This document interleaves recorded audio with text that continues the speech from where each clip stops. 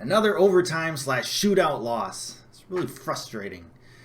But you know what? Let's look on the bright side. At least we're not Southampton fans, right? At least I hope you're not. If you are, I'm so sorry. Now, I don't want to alarm anyone. Is your DeBrincat making too much noise all the time? I haven't really prepared for this. Hello and welcome back to another episode of Hawks Recap. My name is Clay. Thank you for tuning in. The Blackhawks have just completed their 11th game of this 56-game shortened season against the Carolina Hurricanes at home. First meeting of these two teams this season, and the Blackhawks get the tie, but then lose in not overtime, but the shootout. This is the fourth game this year that the Blackhawks have found themselves playing some bonus hockey going into the overtime period, and the second of those four games where they've gone all the way to the shootout. The Hawks have yet to win one of those games. One of these days, they will win one, and that day will be a glorious day.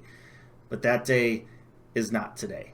Now, the Blackhawks did get some good news heading into tonight's game. It was announced that Alex DeBrincat and Nicholas Beaudin both got removed from the NHL COVID protocol list, and Coach Colleton wasted no time putting those two players both into the lineup for tonight's game. Now, it is interesting to note that Alex DeBrincat got removed from this list, but his roommate, who got put on the list the same day, did not. I think it's pretty clear who tested positive. We're not naming any names, though. On a serious note, hopefully Mr. Adam has a speedy recovery and doesn't have any long-term effects. Kevin Lankinen with the start in net once again for the Hawks, and once again, he had to be sharp early. Now, the Blackhawks did outshoot the Hurricanes 15-9 in that first period, but the Hurricanes did have the more high-danger opportunities in that first period. So Kevin Lankinen had to make some pretty big saves early. Unfortunately, he couldn't make all of them.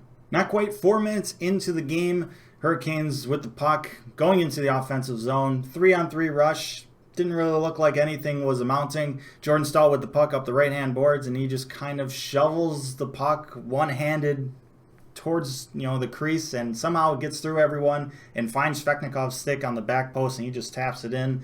And the Hurricanes, just like that, take a 1-0 lead early. Jordan Staal was just getting started, just a little over 5 minutes left to go in the first period, and he would add to his apple count. Hurricanes with the puck in the offensive zone. They get it to the point. Shot gets on, but kind of gets blocked in front. Jordan Staal picks it up in the slot area, then does like a turnaround fadeaway pass to Foegele, who then rips it short side by Lankinen, and now the Hawks find themselves down 2-0 against the Hurricanes, and that's just not a spot you want to be in against that team. It was made pretty evident early on in this game that the Hurricanes are a really good team.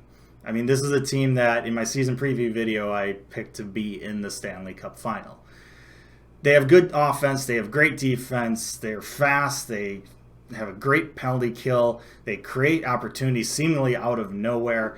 I mean, once they get up on you, they are extremely difficult to come back against. I think they're undefeated this year when scoring the first goal, and like the last couple years, they haven't lost when having the lead after one period. So, like, here's the Blackhawks with, this rebuilding roster finding themselves in this pretty difficult spot in the first period. But the Hawks would rise to the occasion. They would battle back. And it all started with a power play with just about 2 minutes left to go in the first period.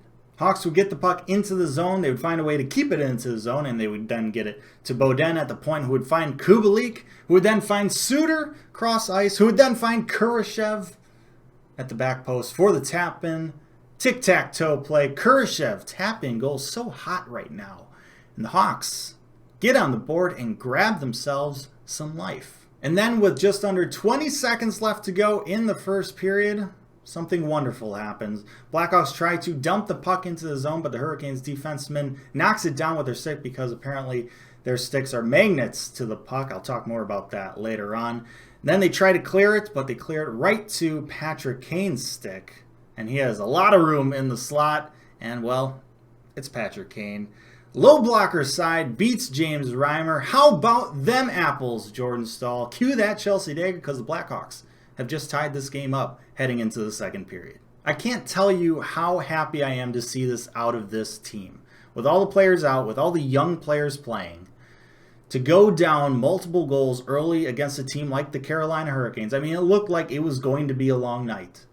But for this team to battle back and tie it within that same period, to battle, to be competitive, to say, hey, who cares if we're down 2 goals against a really good team? We can skate with them. We can compete with them. We belong with them. Like, that is very confidence-boosting stuff for these young players that will pay off down the road in their futures. Yes, these are all NHLers and they are all competitive, but you look around the league and you're seeing some of these score lines and especially, some of the, lower tier teams, like, they're getting kind of blown out.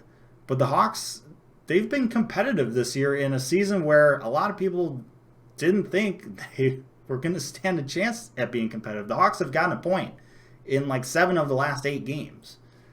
Out of all the things that we expected this season, I don't know if this was it, but this is a very pleasant surprise, and I'm super, super happy to see how this team is playing, even though the results aren't quite going their way.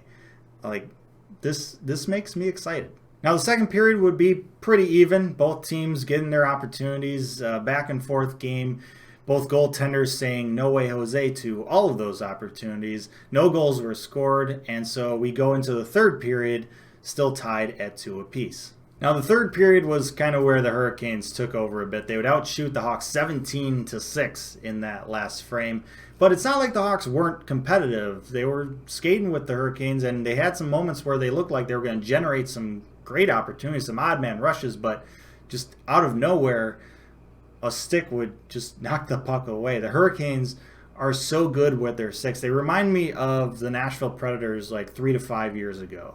Just innate ability to get your stick into the passing lane and separate players from pucks. It's frustrating. It really is frustrating, and it broke up a lot of possible Blackhawks opportunities in that third period. Unfortunately, with just over 13 minutes left to go in the game, the Hurricanes would get a bit of puck luck, although, to be fair, they did create this opportunity. I don't want to shortchange them here. They'd win the offensive zone draw. They'd run a set play, offset draw, get the puck over to the left-hand side. They would put a shot on net. Connor Murphy would make the block. He would get the shot block, but the puck would go right to Jakubczak, who then had a wide-open net, and nothing Lincoln could do about it, and the Hurricanes are up 3-2. As I mentioned, Hurricanes didn't really give the Blackhawks many opportunities in this third period, but they did open the door one time, and the Blackhawks were able to find a way to convert on said opportunity. A couple of Hurricanes players trip over themselves in the defensive zone. Jakubczak gets the puck over to DeBrincat behind the net, who then finds Dylan Strome all alone in front of the net, and he puts it in past Reimer, and this game is tied 3-3, and that's how this game would go all the way through regulation. And so we get some bonus hockey. We go into overtime. Both teams would get some opportunities, some puck possession time, some good looks, but both James Reimer and Kevin Lankinen were the goaltenders who say nay, and so we go all the way to the shootout. Unfortunately, the Hawks have yet to find a way to score in the shootout this year, and it's pretty difficult to win when that's the case. In fact, it's impossible. Meanwhile, Svechnikov finds a way to beat Lankinen, and so the Hurricanes pick up the extra point. So yeah, obviously frustrating result, frustrating to not be able to once again pick up the extra points when getting into overtime or shootout situation, especially on home ice. I know there's no fans, but still home ice, right? Hopefully one of these days we can find a combo breaker to kind of reverse this trend. But even with that said, like, there's still a lot of positives to take away from this game. The compete level, the ability to come back against a quality team like the Carolina Hurricanes, a team that I think is going to be competing for a Stanley Cup this year. To be able to come back from multiple goals down, tie it, and get a point, even a single point out of this game, in a season like this where we have top guys out, a lot of young players playing, rebuilding year, like, this is extremely nice to see. Up next for the Hawks, they finish off their homestand with one more game here against the Carolina Hurricanes. We'll see if there's any lineup changes or if either of these two teams learned anything from this first matchup. We're just going to have to wait and see. But until then, thank you so much for watching this episode of Hawks Recap. Let me know your thoughts down in the comments section below. Like, share, and subscribe. Appreciate that as always. But most importantly, stay safe, make good decisions, and I'll see you next time.